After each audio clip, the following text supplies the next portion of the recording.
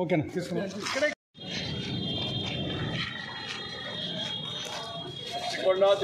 తెలుగుదేశం పక్కకొండ ఒకసారి మిస్టేక్ అయింది. నీడ ఉంది మార్కెట్ మనిషి అడ్డం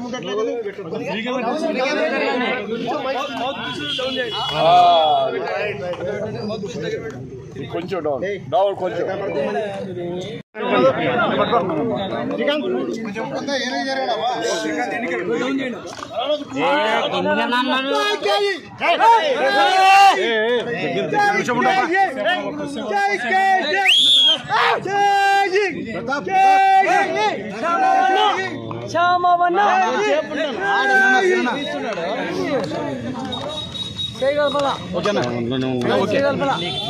కొంచెం అందరికి నమస్కారం. ఈరోజు పత్తికొండ అసెంబ్లీ నియోజకవర్గానికి నామినేషన్ వేయడం జరిగింది అభ్యర్థిగా. మరి రాబోయే కాలంలో ఈ 18 రోజులు ఏదైతే ఉందో మేమన్నీ ఇంటింటికి మన పత్తికొండకి ఒక్కసారి మిస్టేక్ జరిగింది. కంటిన్యూస్గా 5 సార్లు పత్తికొండలో టీడీపీ గెలిచడం జరిగింది. పోయిన 19లో ఒకసారి మిస్టేక్ జరిగింది. ఆ మిస్టేక్ ఇంకోసారి జరగకుండా ఈ పత్తికొండ గడ్డ పైన మరి ఇంకోసారి తెలుగుదేశం జెండా ఎగరపోతుందని మీ అందరికీ చెప్పడం జరుగుతుంది. అదే కాకుండా ఆ రోజు చంద్రబాబు నాయుడు గారు ఆధ్వర్యంలో కేఈ కృష్ణమూర్తి గారు ఏదైతే ప్రాజెక్టులు తీసుకొచ్చారో ఆ ఎక్కడ ప్రాజెక్టులు అక్కడికి ఆపి పాడేశారు. వైఎస్ఆర్సీపీ గవర్నమెంట్తో ఒక చెరువు నీళ్లు కూడా నింపలేదు. ఇక్కడ ఉండే సమస్య చూస్తే తాగునీరు సాగునీరు రైతులందరూ వెలవలాడుతున్నారు. ఆడవాళ్ళు ఇంకా ప్లాస్టిక్ బిందెలు మోసుకుంటా ప్రతి ఒక్క ఊర్లో కూడా బాధలు పడుతున్నారు. మరి రాబోయే కాలంలో మనం ఈ బాధలన్నీ కూడా తీర్చి ఈ పత్తికొండలో ఈ కరువు కాటకం అనేది ఎప్పుడు ఉండకుండా ప్రతి ఒక్క చెరువు కూడా పిల్ల కాలువల ద్వారా తీసుకొని పోయి ప్రతి ఒక్క ఎకరానికి కూడా మేము నీళ్ళు ఇవ్వాలని చెప్పి ప్రణాళిక పెట్టుకొని ఉన్నాము. అదేవిధంగా ఇక్కడ ఉన్న యువత గంజాయికి గురైనారు, మద్యంకి గురైనారు. ప్రతి ఒక్క చోట కూడా గంజాయి అమ్ముడుపోతుంది, మద్యం అమ్ముడుపోతుంది.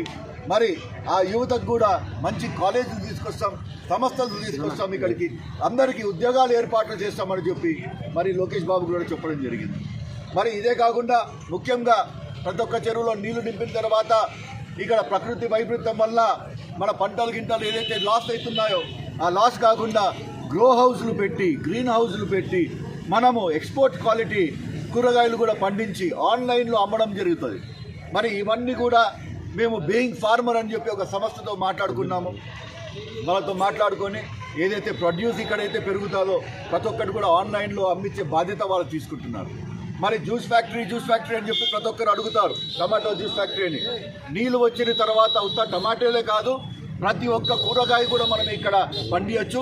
మనం ఇక్కడ వెజిటేబుల్ హబ్ తయారు చేయాలని చెప్పి ఒక ఆశ ఉంది. అదేవిధంగా మరి ఇక్కడ పిల్లలు ఉన్నారు, వీళ్ళందరూ కూడా కాలేజీలు స్టేడియంలు ఇవన్నీ తీసుకొని వస్తే చాలా బాగుపడతారు.